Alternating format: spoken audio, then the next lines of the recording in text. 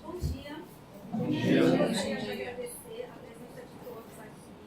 Meu nome é André, eu sou advogada da área trabalhista da Advocacia Rotina. Em conjunto com os meus colegas Maíra e Alan, nós vamos falar sobre os impactos do primeiro ano da reforma trabalhista.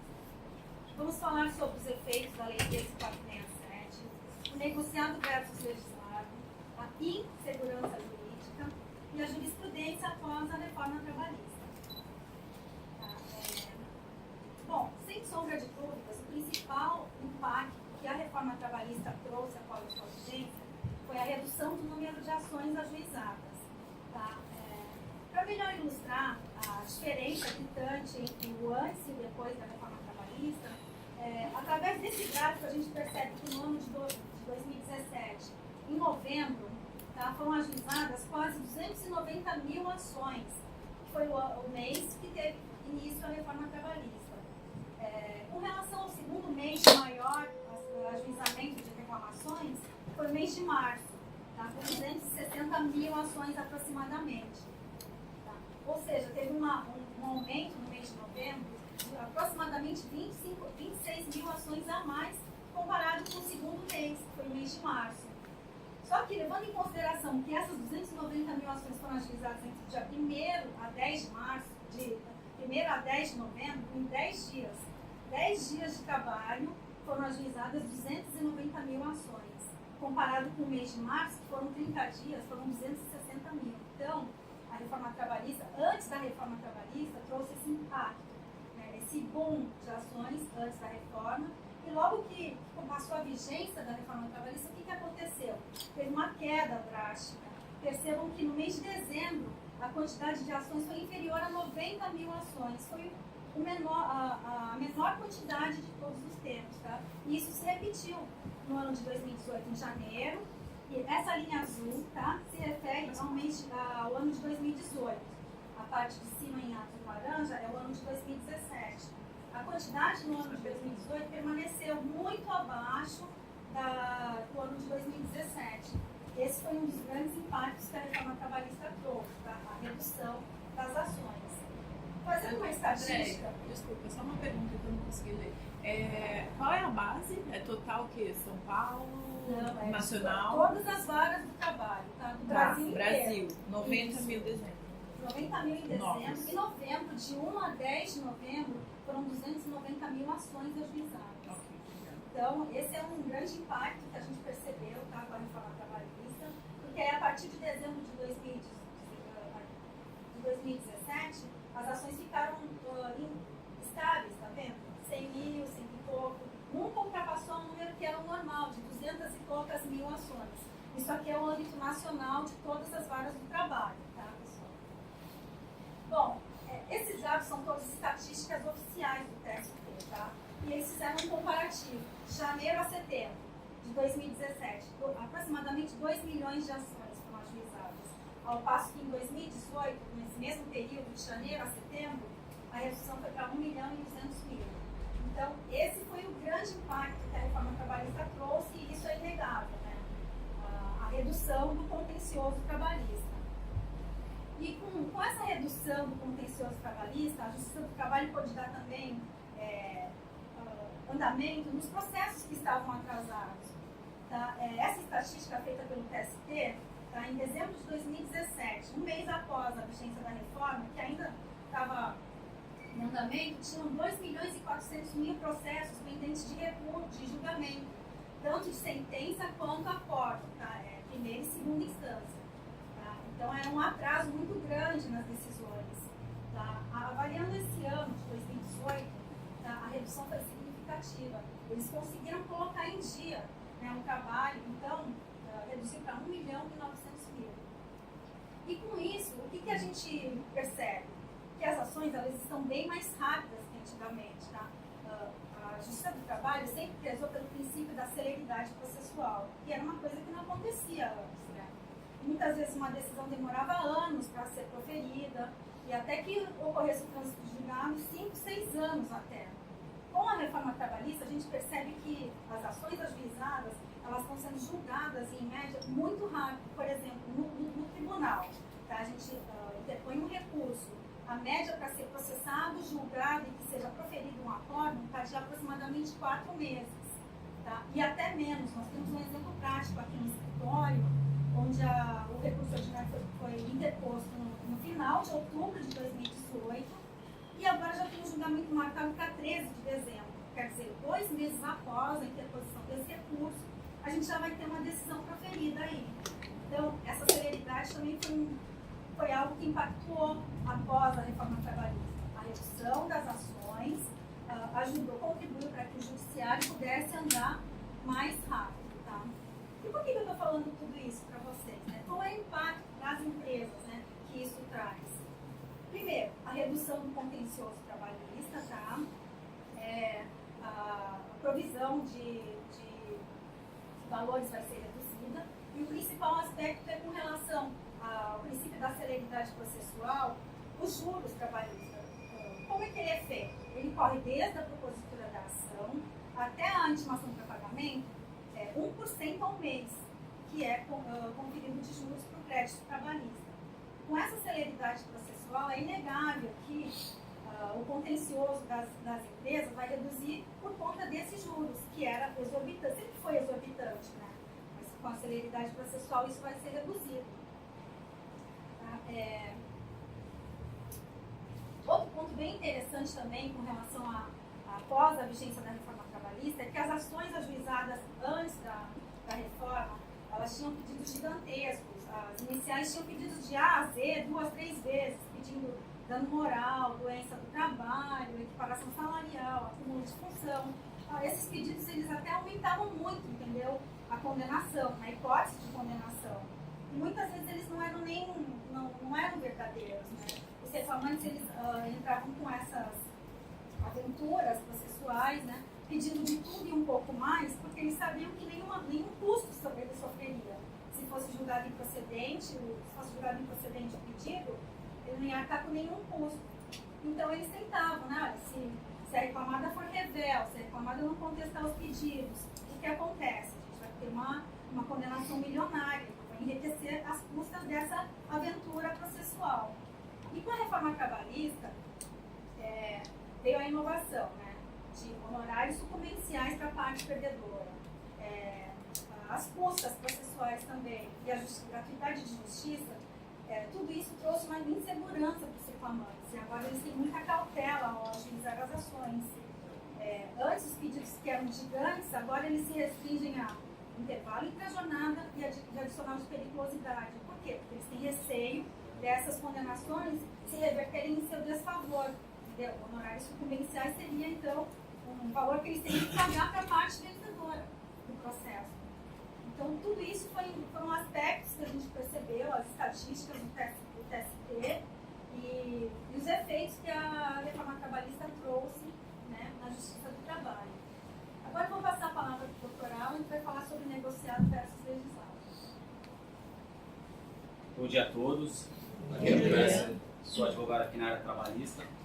Vou discorrer um pouquinho sobre o negociado versus legislado, que foi uma das principais inovações da reforma trabalhista a partir do artigo 611-A da CLT. Né? Antes disso, eu vou adentrar um pouquinho na negociação coletiva, na negociação trabalhista em si. Né? O que ela objetiva, basicamente? Ela objetiva equiparar a discussão entre os trabalhadores e o empregador, pois o que acontece de fato? Sozinho, o empregado é a parte insuficiente, ele não consegue discutir com igualdade com o empregador. Então, em razão disso, é realizada a negociação coletiva, que abrange toda a categoria profissional, no caso da convenção coletiva, ou todos os empregados da empresa, no caso de acordo coletivo. Né? Cumpre enfatizar que a própria CNI, ela é a favor da negociação coletiva, ela estimula a negociação coletiva perante a indústria, né? Discorre a CNI que empresas e trabalhadores têm necessidades que variam de acordo com o seu porte, com o setor que atua e com a região onde se encontra. Pela negociação, as partes podem discutir problemas e demandas e chegar a um consenso dentro da capacidade da empresa e que reciprocamente benéfico. Ou seja, não só benéfico ao empregado, como também à empresa, né? Pois aquela discussão, aquele instrumento normativo vai ser calcado justamente em razão da peculiaridade do ambiente laboral daquela atividade econômica exercida pela empresa, né? Cumpre destacar que a negociação coletiva ela é bastante enfatizada no mundo inteiro, né? Tanto na União Europeia, a maior parte dos países eles estimulam a negociação coletiva, justamente em razão dos benefícios que ela traz, né? Porque muitas vezes a gente às vezes tem na cabeça que só traz benefício para o empregado, mas também traz benefício para a empresa. Inclusive, uma negociação coletiva, um instrumento normativo pactuado, ele acaba por estimular a maior produtividade dos trabalhadores, até porque será discutida especificamente aquela atividade, terá estímulos para o trabalhador que, consequentemente, acaba desenvolvendo com mais afinco sua atividade laboral, e, em contrapartida, a empresa também possui, além de tais fatores, uma segurança jurídica maior para se discutir uma eventual demanda que venha por vir posteriormente, né? O que é o negociado sobre o legislado, né? Basicamente, o artigo 611-A da CLT, ele estipula que o acordado através de convenção coletiva ou acordo coletivo, ele prevalece sobre a legislação, né? O artigo 611-A da CLT, ele não é o rol taxativo, ele é o rol exemplificativo. Ele exemplifica as hipóteses em que pode haver a negociação coletiva prevalecendo o negociado sobre o legislado, né? Então, basicamente não está restrito a essas hipóteses que correspondem aos incisos do artigo 611-A da CLT. Porém, a gente não pode esquecer do artigo 611-B da CLT, né, que ele estipula taxativamente quais as hipóteses em que não pode haver discussão coletiva para prevalecer sobre a legislação, né? Eu não vou entrar muito sobre tais discussões do artigo 611-A e do artigo 611-B da CLT, até porque a gente já discutiu no ciclo de palestra no ano passado, quando foi instituída a reforma trabalhista, e também demandaria praticamente todo esse tempo da nossa apresentação. É mais para a gente repassar, frisar o que seria o negociado sobre o legislado, né? Apesar disso, é importante a gente destacar que a nossa jurisprudência, mesmo anterior à reforma trabalhista, em algumas situações ela já estipulava, já convalidava o negociado sobre o legislado, né? Aqui eu cito como exemplo o recurso especial 590-415, tramitou no STF. Basicamente, ele envolve um instrumento normativo que discutia uma demissão em massa. E nesse instrumento, o instrumento normativo, ele validava a não aplicação do artigo 477, parágrafo 2º da CLT. Basicamente fala que quando da demissão tem que ter a discriminação das verbas que o trabalhador vai receber, um documento, né, tudo certinho. E o STF entendeu que não haveria prejuízo para o trabalhador, não teria nenhum prejuízo para o trabalhador essa não aplicação do artigo 477, parágrafo 2º, estipulada no instrumento normativo, e ele afastou a legislação, prevalecendo o instrumento normativo a respeito dessa demissão em massa. Então, isso foi anterior já à reforma trabalhista, né? Cumpre destacar que ainda não tem um posicionamento oficial da OIT sobre o negociado, do negociado sobre o legislado, né? Recentemente, meados agora do meio do ano, saiu uma notícia, inclusive por veículos ligados ao governo federal, falando que a OIT tinha, através da Comissão de Aplicação de Normas da OIT, tinha validado a reforma trabalhista no que tange ao negociado sobre o legislado, afirmando que ela estaria de acordo com a Convenção 98, que ela protege o direito à organização e negociações coletivas. Porém, posteriormente, a própria OIT soltou nota desmentindo que ainda não houve uma definição do órgão a respeito, de convalidar ou não o negociado sobre o legislado, que é depender do que a OIT entender, pode dar muito pano para manga, por, vamos dizer bem assim, uma forma simplória, né? Pode abrir brechas para eventuais discussões posteriormente em demandas trabalhistas, né?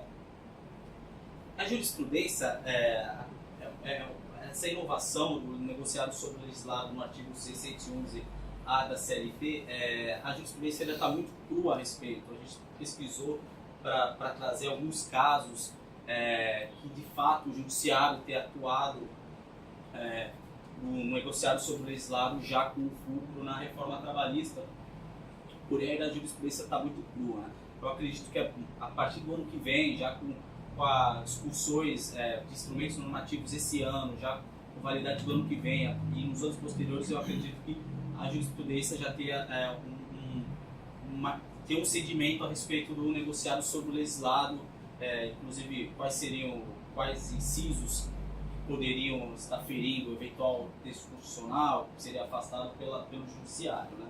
Mas, de qualquer forma, eu trouxe 2 casos aqui. O primeiro, ele não discute especificamente a reforma trabalhista nesse aspecto, tá? É um caso da Eletropaulo, em que num acordo coletivo era entabulado o controle diferenciado de jornada de trabalho, tá? E a discussão na justiça era se era validado ou não essa cláusula normativa, tá? O TST, em acordo publicado em outubro deste ano, ele entendeu que não haveria prejuízo o estipulado no acordo coletivo, que esse acordo coletivo, basicamente, ele não respeitava o artigo 74, inciso 2º da CLT, que rege acerca do registro para as empresas acima de 10 funcionários, bater do ponto no início no término da jornada. Em razão das peculiaridades da função desse autor, ele teria um regime diferenciado com base no acordo coletivo. E o TST ele afastou a aplicação do artigo 74, inciso 2 da CLT, dando validade a essa cláusula normativa. E apesar dele não discutir o artigo o 611, inciso 10 da CLT, deixa eu botar rapidinho, ele fala justamente sobre a modalidade de registro de jornada de trabalho, no acordo o próprio ministro ele cita esse permissivo inovatório trazido pela reforma trabalhista. Então já dá para a gente ter uma ideia a respeito dessa particularidade, como que pode ser o entendimento do TST quando chegarem demandas a respeito do inciso 10 do artigo 611 da CLT, que versa sobre a modalidade de registro de jornada de trabalho.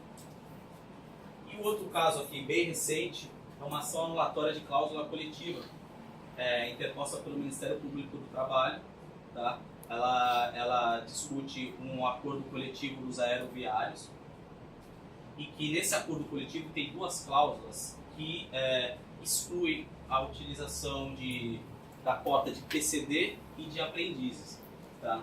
Nesse acordo coletivo, a justificativa é que, para os aprendizes, a atividade de aeroviário ela exige uma qualificação específica que não se enquadraria à condição de aprendiz. E contra o PCD também, essa cláusula normativa, ela afirma que o aeroviário ele tem que ter rigidez física e mental, ou seja, o que afastaria a necessidade de contratação do percentual estipulado em lei para os PCDs. Então, em razão disso, o Ministério Público do Trabalho interpôs essa ação anulatória de cláusula coletiva, afirmando que tais cláusulas coletivas elas afrontam tanto a legislação pertinente aos PCDs como aos menores aprendizes, porém ainda não tem nenhuma decisão do TST.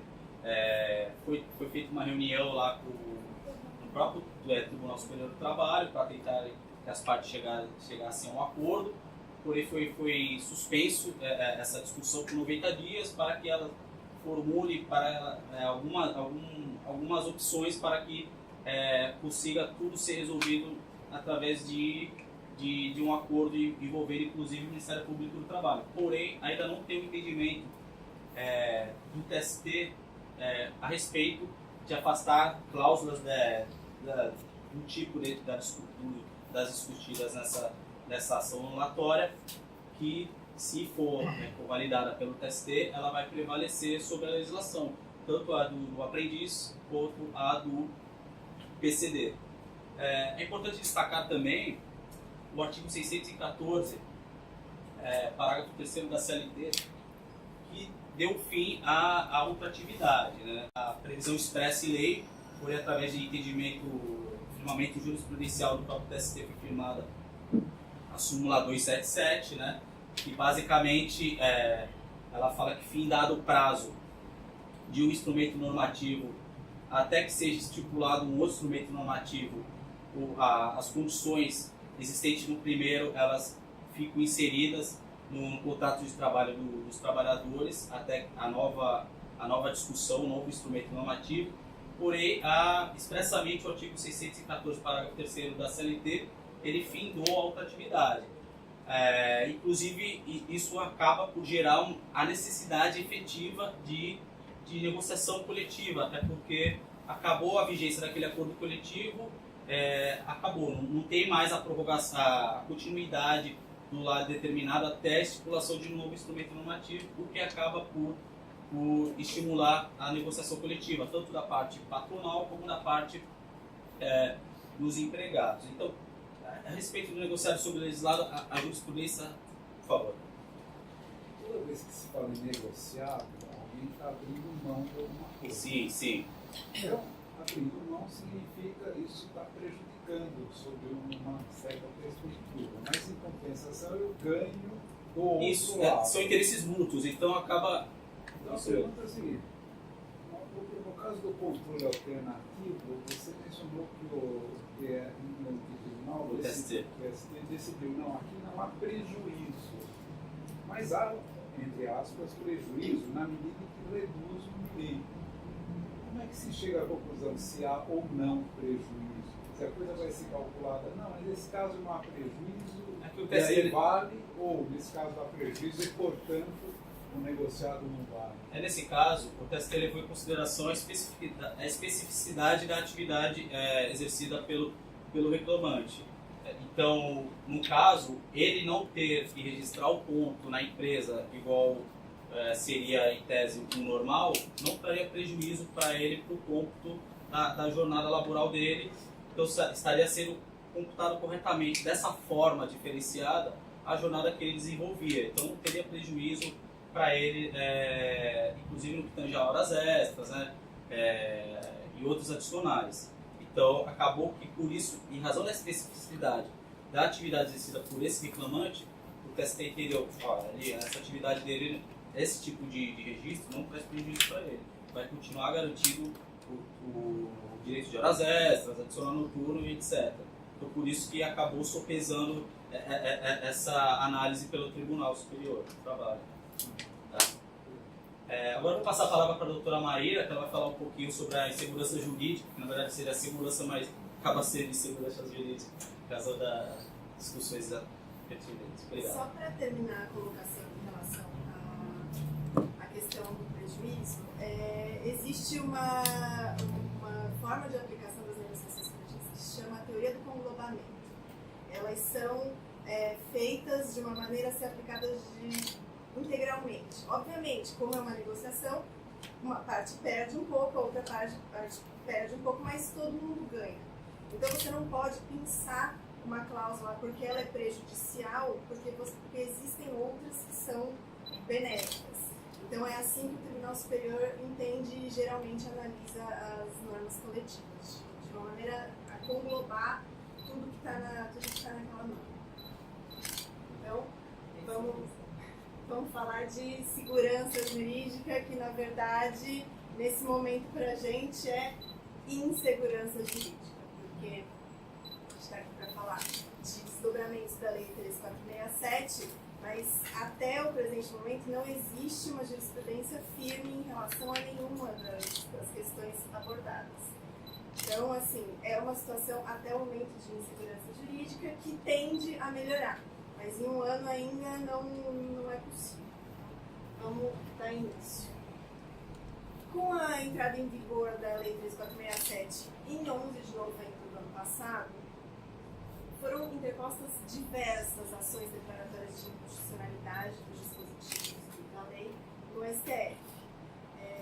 A maioria delas ainda pende julgamento, ainda está pendente. A única que teve julgamento foi, na verdade, a única não, as únicas, porque foram muitas que diziam, a maioria delas diziam respeito às contribuições sindicais. A inconstitucionalidade do dispositivo que fala agora na CLT que só pode ser descontada a contribuição sindical daquele empregado que é filiado ao sindicato. Existiram várias ADINs e uma ADC, acho que é a ADC 55. Tá? Por maioria dos votos, o pleno do STF entendeu que o dispositivo é constitucional, pela constitucionalidade. Tá? O relator era o ministro Edson Fachin, ele votou pela inconstitucionalidade do dispositivo, mas ele foi vencido. Os votos favoráveis foram do ministro Barroso, Carmen Lúcia, Gilmar Mendes, Luiz Fux e Marco Aurélio. É a única que está julgada. A de 60 diz respeito à inconstitucionalidade do artigo 840, parágrafos 1º e 3º da CLT, que é aquele que versa sobre a necessidade de que o pedido da inicial seja certo, determinado e liquidado. Ela foi interposta pelo Conselho Federal da OAB e a fundamentação é que ela limitaria o acesso à justiça e também deixaria o valor trazido, limitaria a condenação e a jurisdição dos julgadores. Nesse caso aqui, ainda não existe julgamento, os autos estão concluídos com o relator, entendimento pessoal. Eu não acho que isso seja uma limitação de acesso à justiça nós fomos a uma palestra no TRT semana passada e houve discussão a esse respeito da limitação dos valores. Tem juízes que entendem que é só um número que é colocado lá e que ele não está descrito aquele número. Eu acredito que quando você interpõe uma ação e você vai calcular essa ação, você vai calcular no teto, no máximo que você pode ganhar. Então, podem existir decisões que entendam, olha, ele calculou isso aqui em 50 mil, porque esse é o máximo do pedido. Se ele ganhar o pedido inteiro, ele vai ganhar os 50 mil.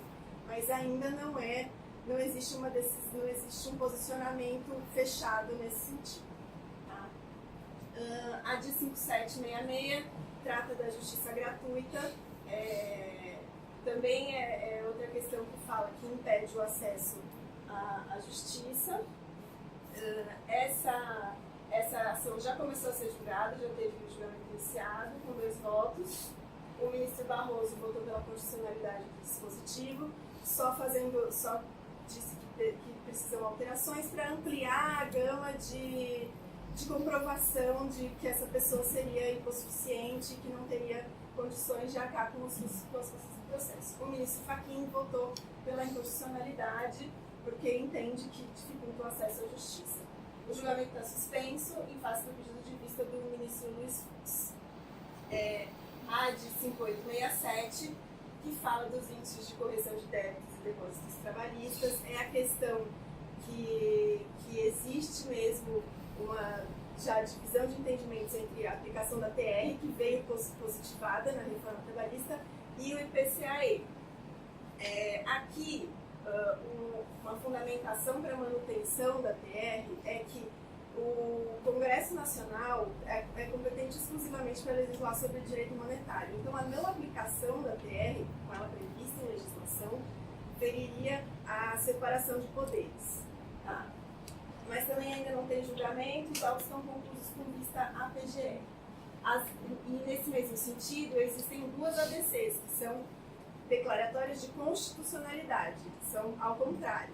Então, uma diz que não vale e a outra diz que vale. Provavelmente, o julgamento delas vai ser em conjunto, por conta de segurança jurídica, e vai proferir uma decisão só. Tá? A de 5938 fala sobre, contesta a constitucionalidade do trabalho de gestantes em ambiente insalubre. Aqui, a questão é simples, o fundamento é direito à vida e proteção ao nascituro. A de 5870, que que também é um assunto bem polêmico, é o tabelamento das indenizações por dano moral. Existem posições favoráveis e contrárias. As posições favoráveis dizem que é uma questão de segurança jurídica, que evitaria decisões muito discrepantes em relação a uma mesma situação e evitaria o enriquecimento ilícito dos trabalhadores numa situação de pedido de dano moral. Mas aqui eu faço um contraponto e chamo todo mundo a pensar, porque os dispositivos, com a medida provisória que falava disso, também caducou. Então, fica atrelado ao salário do trabalhador. Vamos pensar num caso prático aqui. 2 trabalhadores da mesma empresa que sofrem um acidente. Um é o office boy que ganha R$1.000 e o outro é o diretor que ganha R$20.000. Os 2 perdem um braço. A indenização máxima é 50 vezes o salário do trabalhador. Então o office boy vai receber o braço do office boy vale 50 mil e o braço do diretor vale 1 milhão. É complexa essa situação, existem posicionamentos favoráveis aos 2 lados, então gera muita discussão. Isso pode ser discutido aí eternamente.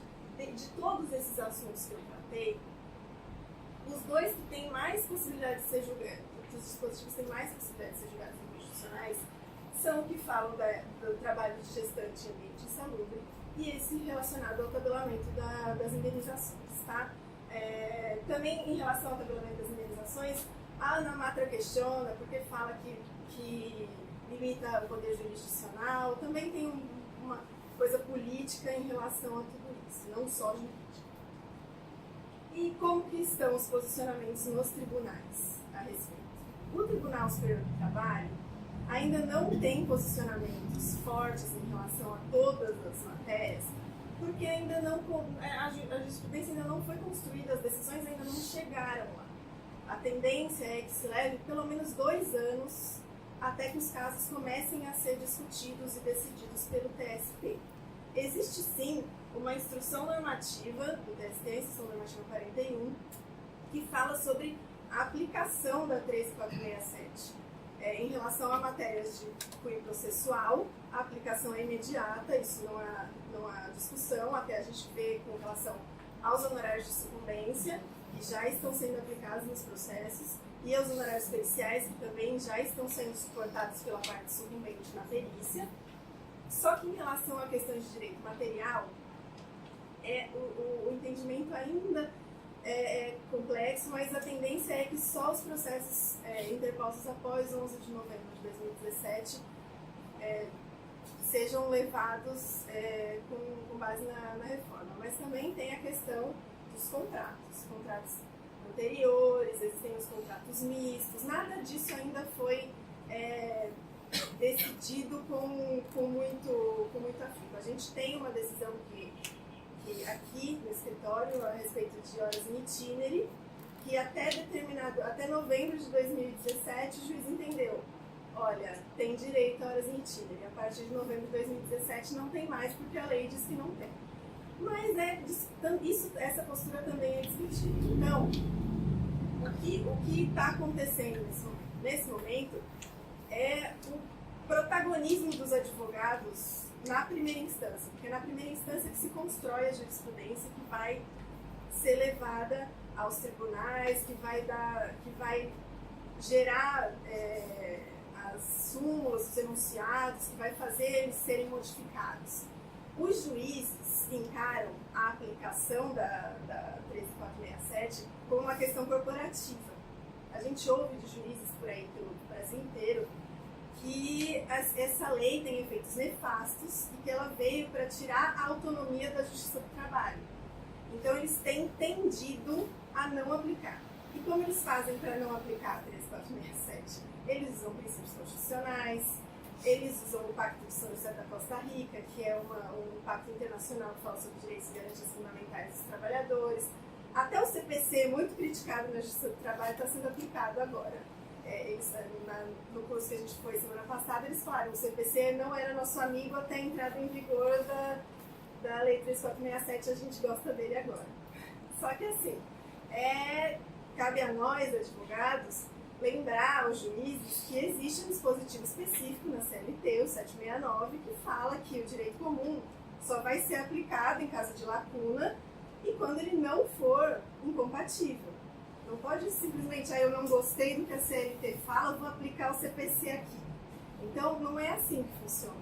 Até porque o artigo 8º da CLT, o parágrafo 2º inserido pela Lei 3467, fala que você não pode criar, por meio de súmula, enunciado ou decisão, direitos e nem restringir direitos que não estejam previstos em lei. Então, esse ativismo judicial, ele tem momentos que ele é necessário, que ele é bom, mas tem momentos que só visa o corporativismo interno, que é o que está acontecendo agora. Então, assim, estamos preparados, estamos vendo o que está acontecendo e lutando contra isso. A hora é aqui, da primeira instância, dos advogados fazerem valer o que tá na legislação.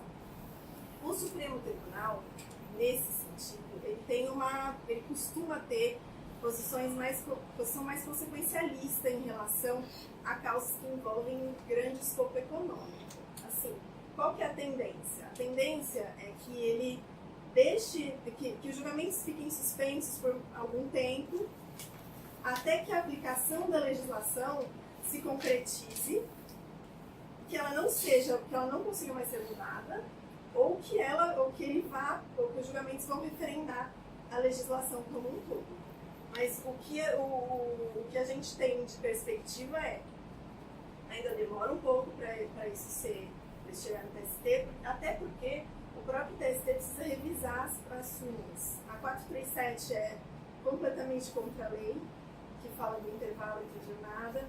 A súmula 6, que fala da equiparação salarial, também completamente contra a lei.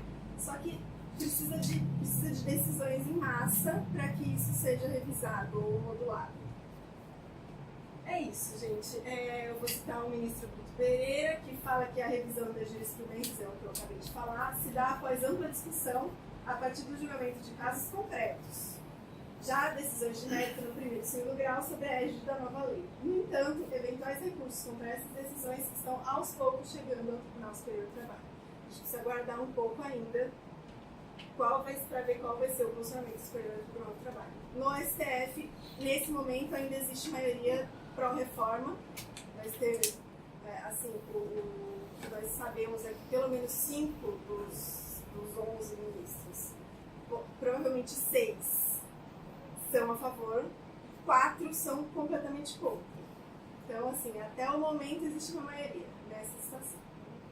Vamos aguardar e vamos resistir do nosso lado de advogados, porque os juízes usam isso como essa palavra, resistência, para não aplicação. Nós vamos bater pela aplicação da legislação. E agora a gente vai trazer para vocês alguns casos de jurisprudência de como ela está sendo aplicada. Bom, aqui a gente vai mencionar mais casos práticos, tá? Como tem sido aplicado, como era aplicado antes da reforma, e como passou a ser aplicado depois. Se as varas do trabalho da região têm aplicado e como seriam entendidos os tribunais, tá? Com relação à execução de ofício, antes da Lei 13467, a execução na Justiça do Trabalho era promovida de ofício pelo juiz. E o que isso quer dizer? Que ele, por ato voluntário, ele poderia praticar todos os atos para conseguir o crédito do autor, sem qualquer manifestação do autor e requerimento dele. Então, bastava a empresa não pagar, que aí iniciavam-se esses atos de bloqueio de bens, entendeu? Em contas bancárias, restrição de automóveis. E com a reforma trabalhista, como passou a ser? Ela trouxe, né, para a CLT que o juiz não pode mais promover de ofício essa execução. Só tem 2 hipóteses, que é no caso de o reclamante que está sem advogado constituído, né, que aí sim o juiz poderia promover de ofício. Bom, aqui na região da Baixada Santista, em Santos especificamente, a maioria dos juízes eles não estão mais promovendo essa execução de ofício, tá? Eles estão atendendo ao comando da reforma trabalhista e intimando o reclamante. Olha, reclamante, indique os meios para prosseguimento dessa execução. Só tem 2 varas que estão ainda promovendo de ofício, mas o tribunal entende que isso não pode acontecer. Então, tem entendimento no tribunal que isso é passível de reforma, caso o juiz haja contrário à lei. Essa execução de ofício ela foi muito criticada pela Justiça do Trabalho, porque a execução da Justiça Trabalhista sempre foi muito elogiada por conta da celeridade, entendeu? Da eficiência da execução trabalhista, coisa que não ocorre em outras justiças. Tá? Mas nós temos entendimento, nós vimos jurisprudência que ela tem que ser de ofício, não pode ser de ofício mais, tem que ser com requerimento da parte. Tá? Então, a desconsideração da personalidade jurídica, por conta da execução ser de ofício anterior à reforma trabalhista, ela era praticamente uma aberração. Né? A empresa não tinha condições de arcar com a condenação, os juízes automaticamente eles desconsideravam essa personalidade jurídica e atingiam os bens dos sócios, dos ex-sócios, causando uma insegurança muito grande para todas as empresas e sócios que participam dela. Né? Muitas vezes a pessoa nem tinha conhecimento da ação, porque já é um ex-sócio que não é mais participante, e ele era pego de surpresa com um bloqueio judicial na conta bancária. Por conta da vedação da execução de ofício, isso não pode mais acontecer. O reclamante tem que fazer requerimento, tá? Pedir para instaurar esse incidente de desconsideração e tem toda uma dilação probatória. Tá? A empresa tem contraditório para a defesa, tá? Apresenta uma contestação, se for necessário, marca-se uma audiência de instrução e o juiz só vai poder declarar essa desconsideração quando ficar comprovado que houve desvio de finalidade e confusão patrimonial. Tá? Então, não ocorre mais essas decisões surpresas, onde o sócio ou ex-sócio é pego de surpresa com bloqueio na conta. Tá? Os tribunais eles têm entendido por essa aplicação. Isso não é nenhuma novidade, porque veio com o CPC de 2015 todo esse incidente de desconsideração da personalidade jurídica. Bom, com relação à prescrição intercorrente, esse tema ele era bem controvertido na Justiça do Trabalho. Por quê? O STF, há muito tempo atrás, ele editou uma súmula falando que a prescrição intercorrente é aplicável à Justiça do Trabalho. Aí, 20 anos depois da edição dessa súmula, o TST editou uma súmula falando que não, a prescrição intercorrente não ocorre na Justiça do Trabalho. Aí ficava esse jogo entre o STF e o TST, é aplicável ou não é? Aí os juízes entendiam pela não aplicabilidade. Com a reforma trabalhista, a CLT tem um dispositivo que fala da prescrição intercorrente, ainda que de forma bem vaga, bem ampla, porque ele fala que a prescrição intercorrente é admitida na Justiça do Trabalho. E aí, por conta desse dispositivo ser muito vago, o TST editou uma instrução normativa para modular esses efeitos da prescrição intercorrente. E como que fica agora? Né? O reclamante, exequente, ele é intimado para dar meios a prosseguimento da execução. Tá? São 2 anos que, se ele permanecer inerte, depois de 2 anos, a empresa vai poder arguir essa prescrição. Tá? E a partir de quando começa a correr esse prazo? Né? A Lei 13.467 ela teve início de vigência no dia 11 de novembro de 2017. Então, somente após essa data é que pode ser considerado como período em prescrição intercorrente, se o reclamante permanecer inerte nesses 2 anos. Tá? Nós temos um caso aqui do escritório que eu acho que foi em dezembro de 2017. Nós suscitamos, né, porque como advogados de empresa, a gente tem que suscitar o que é favorável para nós. Né? E o juiz acolheu o nosso pedido, né? Falou, não, está prescrita mesmo. O reclamante ficou 2 anos parado, declara a prescrição. A nossa sorte foi que o reclamante não interpôs nenhum recurso, nenhuma medida cabível e a ação já foi arquivada. Então, a gente não pagou nada nessa ação. Mas o entendimento é que isso está errado. O correto é, de 11 de novembro para frente são 2 anos. Então, a partir de quando vai ser a primeira prescrição intercorrente? 11 de novembro de 2019 só. Então, não tem nenhuma ação com prescrição intercorrente em curso. Ela pode estar em curso, mas não dá para alegar nesse momento. Entendeu? Salvo nesse caso, que a gente teve a sorte do reclamante permanecer inerte. Tá tudo certo. E o entendimento do tribunal é como? Se o juiz declara em momento anterior, eles têm reformado essa decisão, porque o TST, com a instrução normativa, ele modulou, né, esse artigo. Por fim, a correção monetária dos créditos trabalhistas. Como a doutora Maíra já falou, é um tema que está com muita discussão no STF, tem uma ADI, uma ADC ao mesmo tempo tramitando. E como era antes, né? Antes a aplicabilidade era pela taxa TR. Até que o STF, em março de 2015, ele declarou a inconstitucionalidade dessa taxa, da taxa TR, uma ação envolvendo um precatório, não era nem de ação trabalhista. E o TST entendeu pela inconstitucionalidade também dessa taxa TR para a atualização dos créditos trabalhistas. E como é que ficou o posicionamento da Justiça do Trabalho? Né? A partir de março de 2015, eles começaram a aplicar o IPCAE, que é uma taxa bem desfavorável, ela aumenta em 20% a condenação, até mais, dependendo do valor do crédito, tá?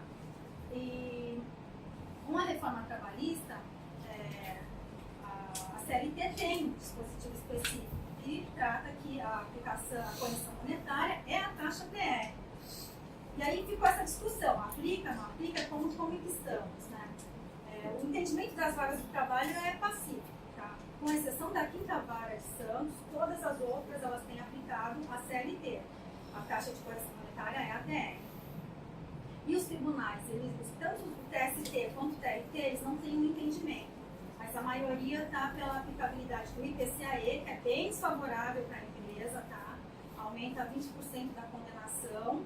E o TST ele tem só 2 turmas que têm aceitado a taxa TR, mas eles têm modulado essa decisão.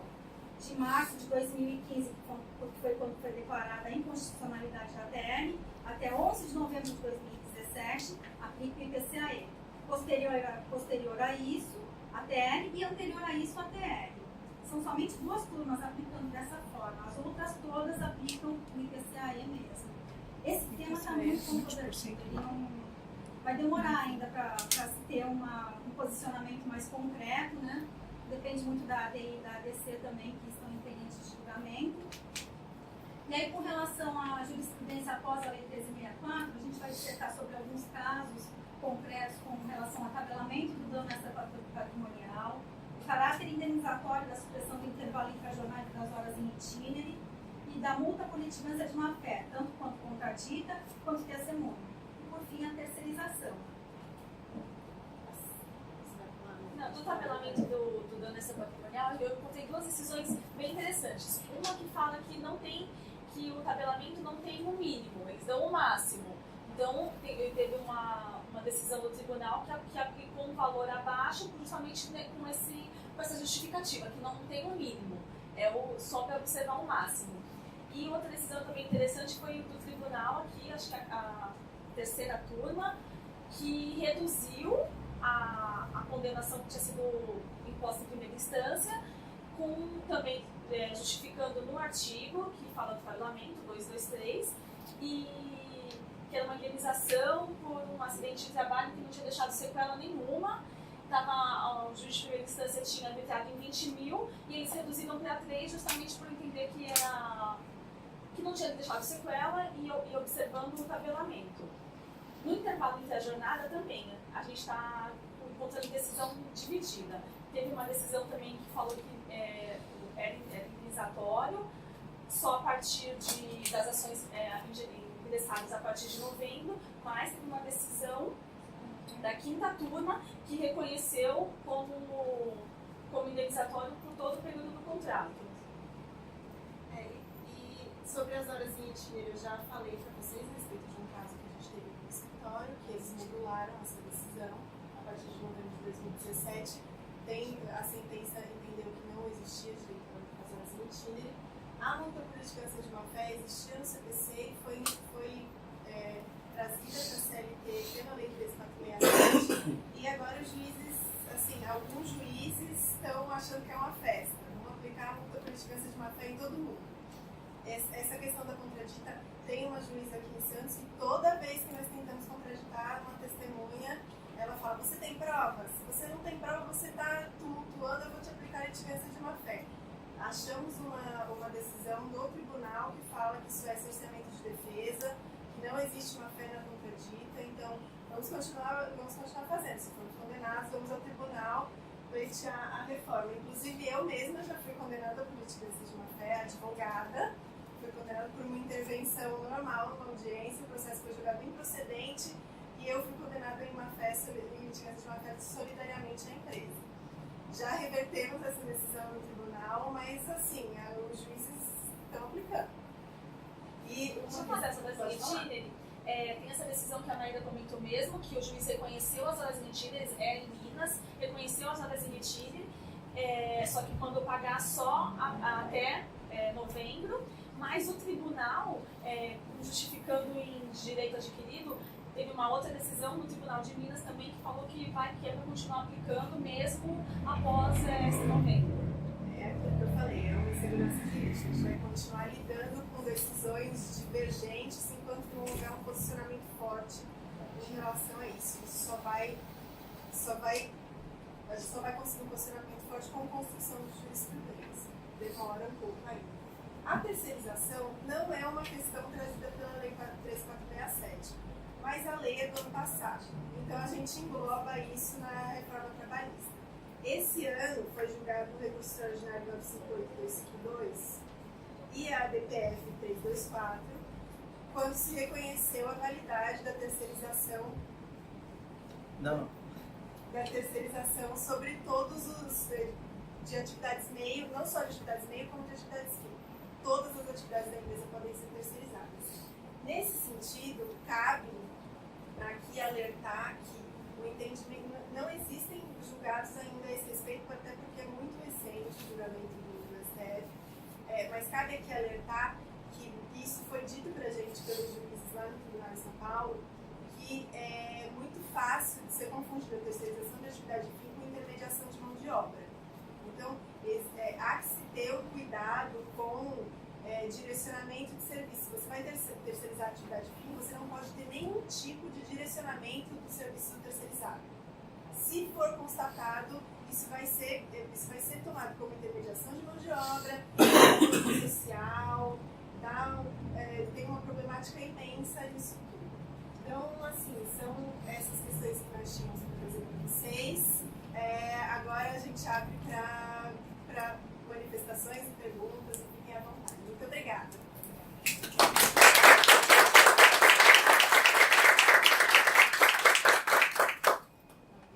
Alguma coisa?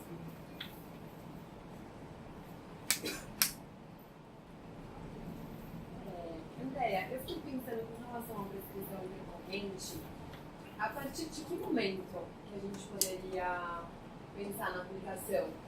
Por exemplo, ainda na fase de liquidação, seria possível o valor se manter inerte, não apresentar cálculo, ou não contestar, ou... Então, o caso que nós tivemos aqui no escritório, onde foi declarada a prescrição intercorrente, foi exatamente nessa fase de liquidação. Só que isso foi um erro do juiz, porque a execução propriamente dita, ela começa quando? Quando é reclamada e intimada para pagar a execução. Esse limbo que tem entre o trânsito em julgado e a sentença de liquidação é um procedimento de liquidação de valores. Nessa fase não corre prescrição para o autor. Tá? A gente teve sorte, tá? A decisão que nós tivemos foi favorável, mas estava errada, estava equivocada. Inclusive a instrução normativa, né, do TST, ele fala, né, que a prescrição começa só depois que o reclamante é intimado a indicar meios próprios para execução, para receber o pagamento da execução e permanece inerte. São 2 anos daí, e não de apresentar cálculos ou contestar cálculos.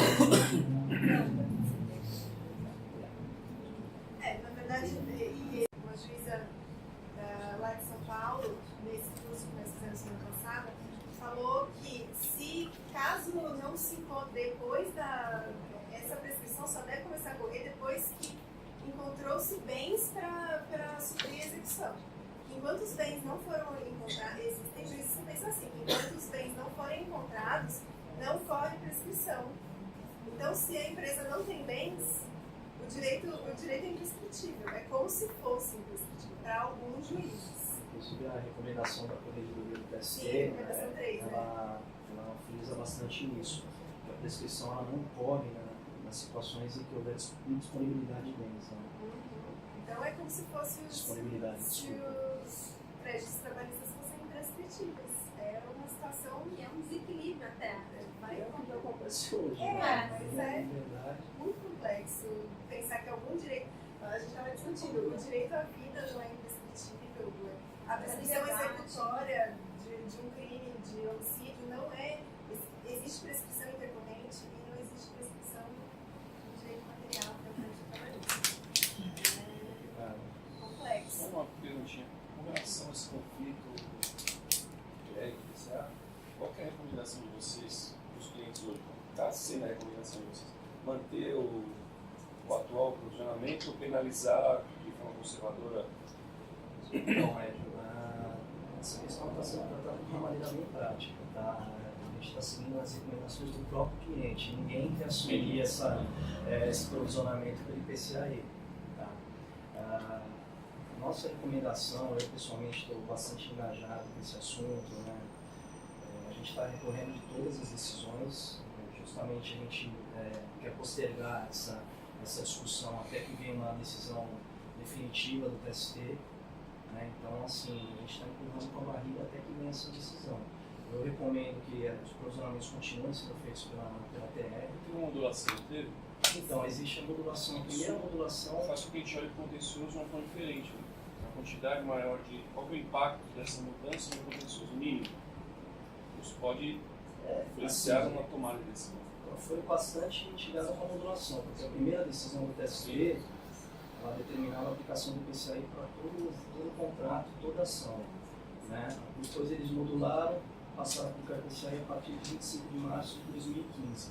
Agora, com a entrada em vigor da Lei 13.467, existe a discussão e a gente já tem duas decisões de duas turmas do TST, eles aplicam o IPCA somente nessa janela. Então, assim, já diminuiu esse impacto, esse risco desse impacto, porque, né, André, estava dando aqui 20%, 30%, você pegava uma ação que ela era atualizada integralmente pelo IPCA-E, você sofria um impacto de 20%, 30%. Então, assim, agora você tem 2 anos só de IPCA-E e o IPCA-E ele caiu, né? Esses últimos meses, por exemplo, ele acredito que não teve, né, a atualização, ficaram em zero, junto com a TR. Então, assim, o impacto vai diminuir bastante. O problema vai ser se o TST decidir que o IPCA-E aplica a partir de 25 de março. Qual o índice do IPCA-E? Qual que é o índice do IPCA-E? É um percentual? Porque a TR a gente conhece. Você tem, ó, o ano passado, André, deu o quê? 12, 13, 5, deu 6,5, mas eu tenho um ano que deu 13, 14, a TR você fica 3. Mas ele é calculado com base em? Ele é mensal. Sim, mas com base em quê? Índice de preço consumidor. Consumidor? Tá. E quanto ficou do ano passado? O passado foi 6 e pouquinho, né, André? Isso, aproximadamente. 6 e pouquinho, a TR dá 2, 3 no máximo. A TR no ano passado foi zerado, o ano inteiro. Foi zerado. Não teve alteração nenhuma. Em torno de 5 a 6%. Pessoal, posso fazer uma... Gostaria de ouvir de vocês como vocês vivenciam isso diariamente, sobre qual seria a recomendação de vocês em relação a banco de horas individual, no sentido de devemos ficar numa posição conservadora ou arriscar um pouquinho. Qual é a questão? A questão é a seguinte, no artigo 59, parágrafo 5º, ele previu ali a possibilidade de o empregador firmar acordo individual de banco de horas direto com o empregado. E desde que a compensação ocorra a cada semestre. Né? A dúvida minha é a seguinte, a cada 6 meses você deve obrigatoriamente renovar o acordo assinando semestralmente ou assina uma vez, né? Na admissão, por exemplo, você já estabelece essa cláusula no acordo, assinou uma vez apenas na admissão e a cada 6 meses você vai fazendo a compensação que está atendendo ali ao dispositivo. Isso seria uma interpretação um pouco mais arrojada, ou devemos ficar na conservadora, que é a cada 6 meses você pegar a assinatura de todo mundo novamente, né? Ou se não quiser pegar a assinatura de todo mundo novamente, ir pela via coletiva normal, entendeu? O que vocês acham disso, né? dessa questão específica do banco de horas trazida pela reforma? Como você disse, a compensação é semestral. Nós sempre orientamos nossos clientes a adotar um posicionamento mais conservador. Mais conservador? Sempre. Você pode optar por fazer de outra forma, mas o nosso posicionamento sempre costuma ser o mais conservador. Para que quando isso for à justiça, se for, isso tenha impactos menores. Então, acredito que que a renovação, a compensação a cada 6 meses com a renovação do acordo matrimonial seria... Mais conservador. Até porque, como você mesmo disse, ainda não tem uma jurisprudência sólida, né? Na verdade, assim, qualquer coisa que você me perguntar hoje, eu vou te responder. Existem posições contrárias, existem posições favoráveis. Nesse momento ainda não há um entendimento em relação à grande maioria dos dispositivos. Então, se você quiser, você tem possibilidade de defender de um jeito, você tem possibilidade de defender de outro, mas você tem que ter consciência de que é possível. Você tem um risco aqui e você tem um risco ali. A gente nunca pode, a gente não tem uma situação em que não exista risco. Essa é a questão, por isso que a gente chama isso de insegurança, uma situação de insegurança jurídica. Porque não dá para eu afirmar para você, é assim ou é... A gente, diz o acordo, diz a lei, não é a vigência do acordo individual. É a compensação a cada 6 meses. Eu penso... Exatamente. Pessoalmente, eu penso que não seria necessário. Não seria necessário, eu penso isso também. Expressamente, uma previsão expressa. É uma vez só. Individual. E a questão dos 6 meses é... Os 6 meses vai estar valendo. A cada 6 meses você pagando, você está atendendo o dispositivo. Agora, sim, o que a doutora Maíra está a questão passando aqui, assim, a questão do conservadorismo por conta que não tem essa jurisprudência. Exatamente. Você não precisa, talvez, renovar todos os